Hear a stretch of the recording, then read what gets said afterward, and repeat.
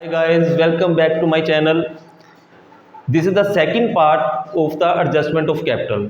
In the previous video हमने adjustment of capital का पहला क्वेश्चन किया था, पहला पार्ट किया था. इन दैट पार्ट क्या था कि जो नया पार्टनर है वो कुछ कैपिटल लेके आता है और उस कैपिटल के बेस पे ओल्ड पार्टनर की कैपिटल को ओल्ड पार्टनर की जो कैपिटल है वो हम निकालते थे.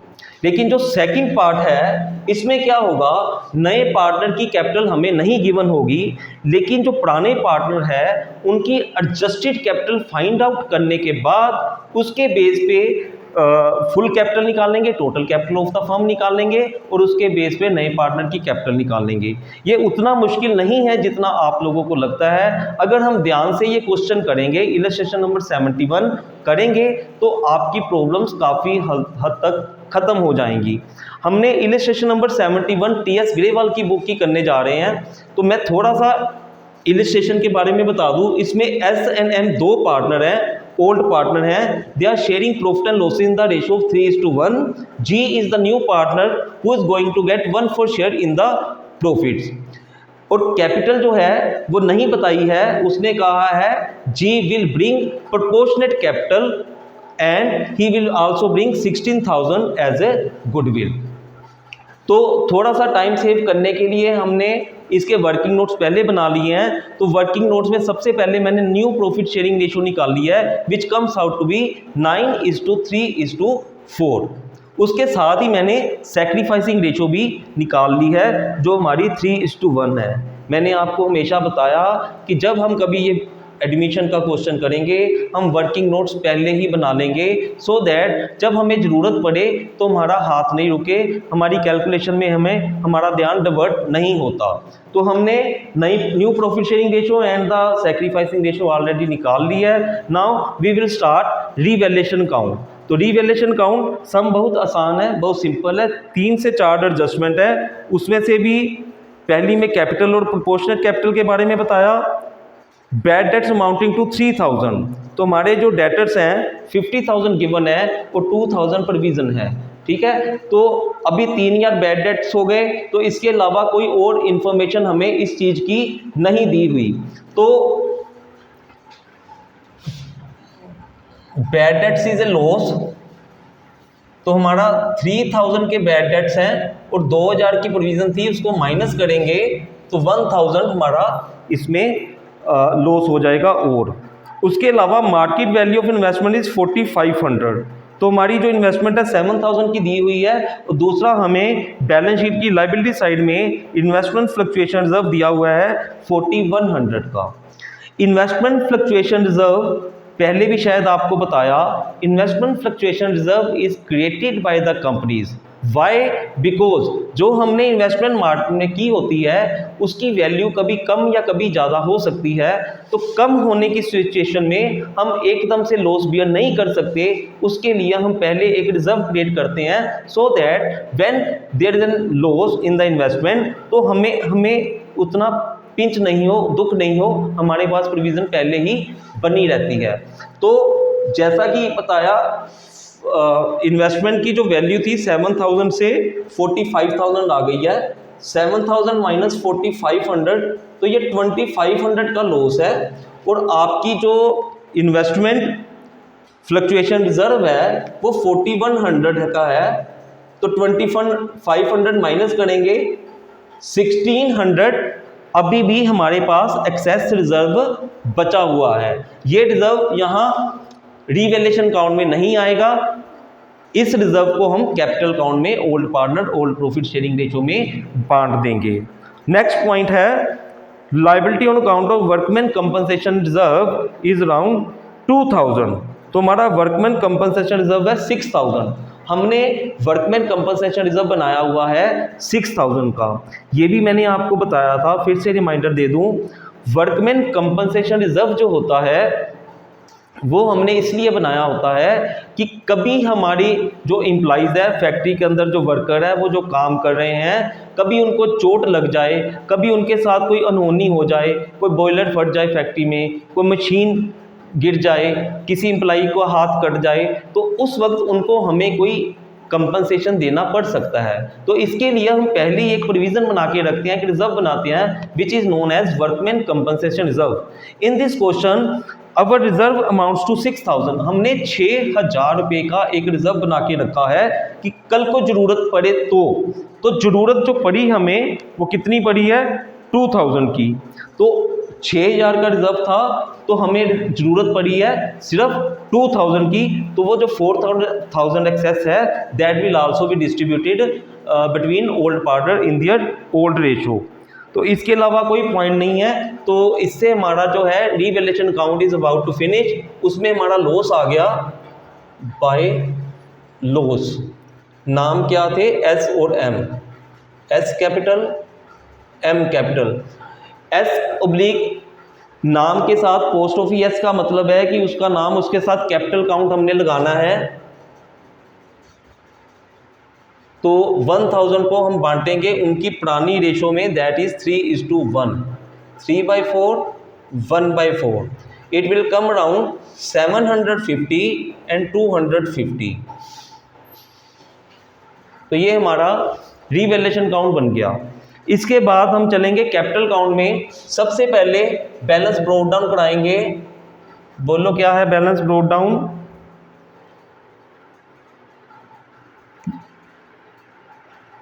$54,000 एंड $35,000।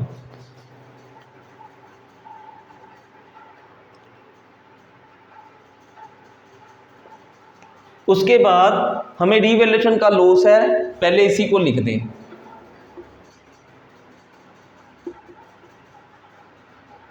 $750, $250। वो नई कैपिटल कितनी लेके आया वो हमें नहीं पता, हमें नहीं बताई हुई। लेकिन एम्प्लॉइज प्रोविडेंट फंड लाइबिलिटी है, नहीं बटेगा। वर्कमैन कंपनसेशन रिजर्व ये बटेगा, वर्कमैन कंपनसेशन रिजर्व। ये हमारा था, हमें बुक में दिया हुआ है 6000। तो 6000 में से 2000 कटने के बाद 4000 जो है वो हमें बटेगा 3:1 की रेशो में 3000 1000।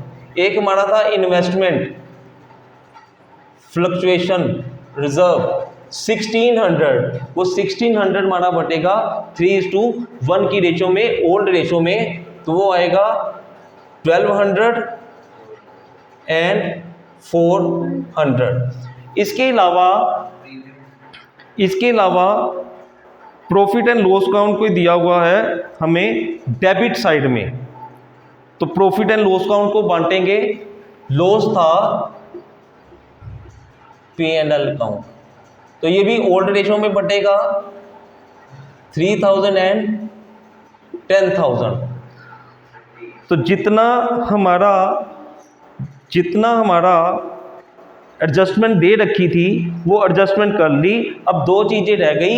एक तो जो कैपिटल लेके आएगा नया पार्टनर, लेकिन वो निकालनी पड़ेगी। लेकिन वो गुडविल लेके आया है 16,000। हाँ, हम उस गुडविल को बांट सकते हैं because he brings this goodwill in cash.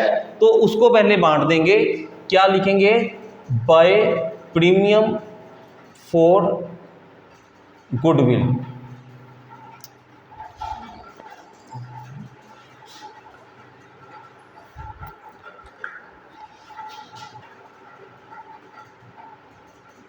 Premium for goodwill.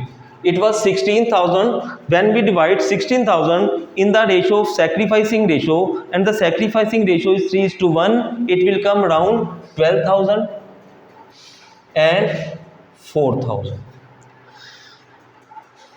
यहाँ तक इस पॉइंट तक जितना हमें आता था हमने कर लिया। इसमें कोई नया पॉइंट नहीं था। आप इस पॉइंट तक ये क्वेश्चन कर सकते हो बिकॉज ये सारे टॉपिक्स हम कवर कर चुके हैं। अब लास्ट पॉइंट जो इस क्वेश्चन का है which is adjustment of capital. जो एडजस्टमेंट ऑफ कैपिटल का लास्ट पॉइंट है वो नया पॉइंट है, उसको हम समझेंगे कैसे करना है। उसको करने के लिए क्या करेंगे? ओल्ड पार्टनर एस और एम की जहाँ तक जितनी कैपिटल आई है पहले उसको फाइंड आउट करेंगे। कैसे फाइंड आउट करेंगे? कुछ नहीं करना है, इसका टोटल लगाएंगे 54, 357, 57, 67, 68, 68,400। इसमें से ये माइनस कर देंगे 38।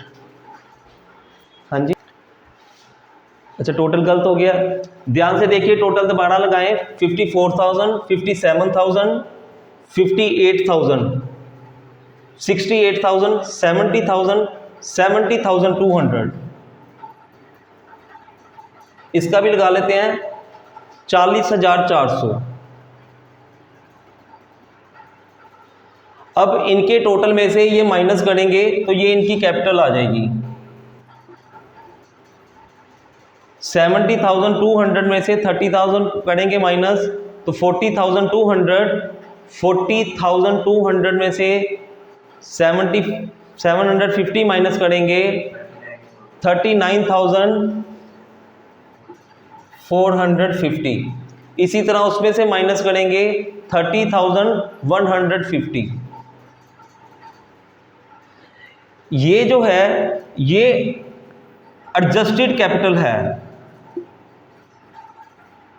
ओल्ड पार्टनर की, ये एडजस्टेड कैपिटल है ओल्ड पार्टनर की। अब हम देखेंगे, ध्यान से समझेंगे।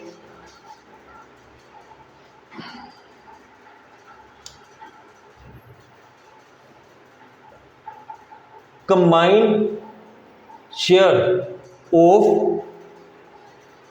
S&M, S&M का कंबाइंड शेयर क्या था? वो था 1 - 1/4 = 3/4। जो हमारा रिमेनिंग प्रॉफिट था वही इनका कंबाइंड प्रॉफिट है। अब इनकी कंबाइंड रेशो है 3/4। अगर हम 3/4 को, अब हम इसके बेस पे टोटल कैपिटल निकाल लेंगे। इन दोनों की कैपिटल को प्लस करेंगे, हम प्लस करेंगे 39,450 प्लस करेंगे 30,150, it will come around 69,600. This is the combined capital of old partner S&M. On the basis of combined capital of S&M, we will find total capital of the firm. How? By multiplying the reverse of the combined profit sharing ratio. अब हमने इसको इनका जो इन दोनों का जो total profit आया था S&M का 3/4, उसके रिवर्स से मल्टीप्लाई किया, तो रिवर्स से मल्टीप्लाई करेंगे तो ये आ जाएगी total capital of the firm. काटेंगे तो ये आएगा 23,200, 23 चौका 92, ये आएगा जी 92,800। This will be the total capital of the new firm. And अब यहां तक ठीक है, this is the total capital of the new firm.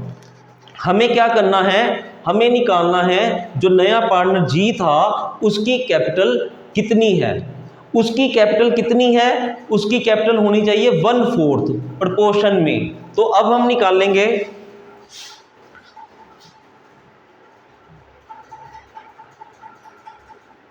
जी's capital 92,800 into 1/4 as his share was given 1/4, तो ये कट के आएगा 23,200। तो ये कैपिटल वो लेके आएगा, ये हमने निकालना था। ये हमारी बैलेंसिंग फिगर है, इसको आप इधर डालोगे by cash BF, BF stands for balancing figure, ठीक है। बाय कैश कौन लेके आएगा? 23,200। इधर हमारा कैरी डाउन भी 23,200 हो जाएगा। बैलेंस मिल गया, टोटल मिल गया, हमारा कैपिटल काउंट बन गया। अब हमने क्या करना है? बैलेंस शीट बनानी है। जो नया पॉइंट था वो यही था। अगर आपको दिक्कत आ रही है तो मैं इसे एक बार 2 मिनट में आपको इसको दोबारा रिपीट कर दूं। हमने किया क्या, पार्टनर कैपिटल अकाउंट बनाया, ओपनिंग बैलेंस लिखा, वर्कमैन कंपनसेशन रिजर्व बांट दिया, इन्वेस्टमेंट फ्लक्चुएशन रिजर्व बांट दिया, गुडविल बांट दी। उसके बाद रिवैल्यूएशन का लॉस और profit and loss account debit balance which was given in the balance sheet on the asset side, वो भी डिस्ट्रीब्यूट कर दिया। हमने देखा कि जितनी एडजस्टमेंट थी जो कर सकते थे क्वेश्चन के अंदर थी, वो हमने सारी कर दी हैं। उसके बाद हमने ओल्ड पार्टनर सिर्फ एस और एम का, एस एंड एम का, उनका क्रेडिट साइड का टोटल लगाया, डेबिट साइड की आइटम माइनस करी, तो उनकी हमने कैपिटल निकाल ली जो अभी है एस की और एम की। उस कैपिटल को, ये जो आई आपकी, ये आई आपकी एडजस्टेड कैपिटल। अब एडजस्टेड कैपिटल जब आपके पास आ गई तो उसके बाद हमारा काम शुरू हुआ नए पार्टनर की कैपिटल को फाइंड आउट करने का। नए पार्टनर की कैपिटल को फाइंड आउट करने के लिए सबसे पहले हमें दो चीज़ें चाहिए। हमें एक तो एडजस्टेड कैपिटल चाहिए थी, combined adjusted capital which was 69,600। उसके बाद हमें उन दोनों का कंबाइंड शेयर ऑफ प्रॉफिट चाहिए था। As it was given in the question, 1/4 share will be given to the new partner and 1/4 share will be given to the new partner and remaining partner will be belongs to the S&M old partner. तो old partner total में से 1/4 जी का दिया, remaining आ गया 3/4। अब जब 3/4 आ गया remaining का, तो हमने एडजस्टेड कैपिटल को 3/4 उसका था, उसके रिवर्स से मल्टीप्लाई किया, तो total capital of the firm आ गई 92,800। 92,800 को हमने 1/4 से मल्टीप्लाई किया, क्योंकि जी का शेयर था 1/4, तो हमारी जी की कैपिटल आ गई 23,200। तो 23,200, 23,200 जो है हमारी फिगर है, वो बैलेंसिंग फिगर आई। इससे हमारा कैपिटल काउंट खत्म हो गया। अब हम बैलेंस शीट बनाएंगे। एज यूजुअल सबसे पहले कैपिटल लिखेंगे, नाम क्या थे, SMG,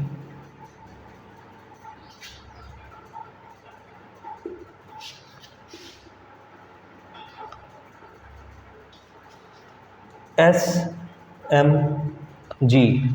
इनकी कैपिटल आई 39,450, 30,150 एंड 23,200। बाकी बैलेंस शीट, बाकी की एंट्रीज पुरानी बैलेंस शीट को देखकर उसके बेस पे हम डालेंगे। सबसे पहले है EPF, शॉर्ट में लिखते हैं EPF, एम्प्लॉइज प्रोविडेंट फंड। तो ये हमारी लाइबिलिटी है, it will come around same 17,000। Workman compensation reserve,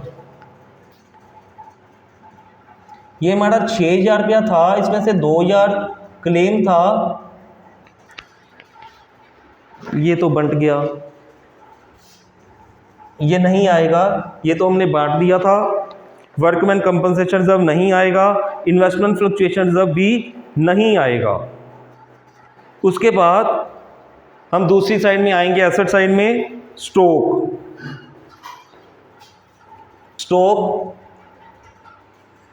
15,000। उसके बाद है डेटर्स, डेटर हमारे 50,000 के थे, उसमें से हमने 2,000 की प्रोविज़न थी और 1,000 रुपया और हमने किया, या कह लो 3,000 रुपये के बैड डेट्स थे, तो सीधा 3,000 माइनस करेंगे, it will come around 47,000। Investment 7,000 के थे और उसका इन्वेस्टमेंट 7,000 के थे, market value of investment is 4,500। तो हम मार्केट वैल्यू लिखेंगे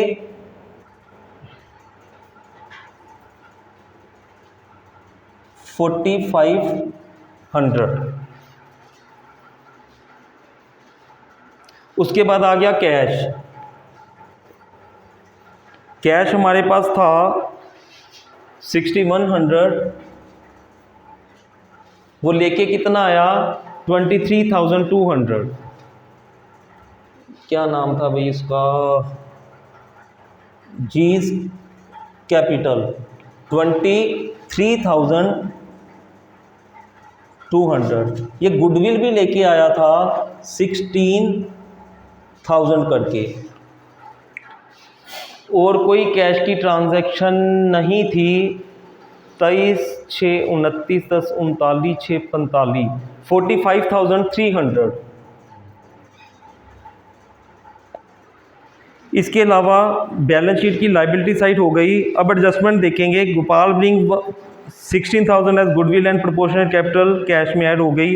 बैड डेट 3,000 एडजस्ट कर दिए। मार्केट वैल्यू ऑफ इन्वेस्टमेंट 4,500, तो वो भी हमने लिख दी। Liability on account of workman compensation reserve, ओह ये रह गया हमारा वर्कमैन कंपनसेशन क्लेम 2,000।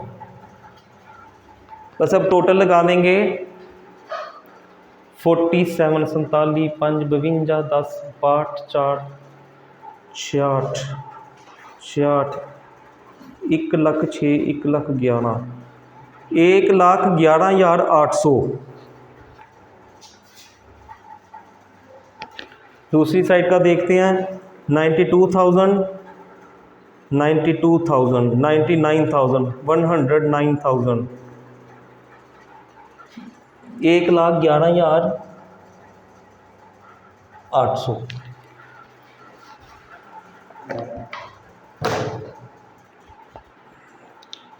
ये आपका क्वेश्चन हो गया।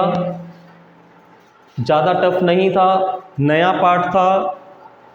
ये आपका क्वेश्चन कंप्लीट हुआ। ज़्यादा टफ नहीं था, एक नया क्वेश्चन था। बस ये वाला जो क्वेश्चन है ये आपका नया था। अभी इसकी एक इलस्ट्रेशन की है, नेक्स्ट वीडियो में एक और इलस्ट्रेशन करवा के, एक और सम करवा के आपको इसकी पूरी क्लैरिटी आ जाएगी। And thank you for watching this channel. Please like, subscribe and share my channel. Thank you.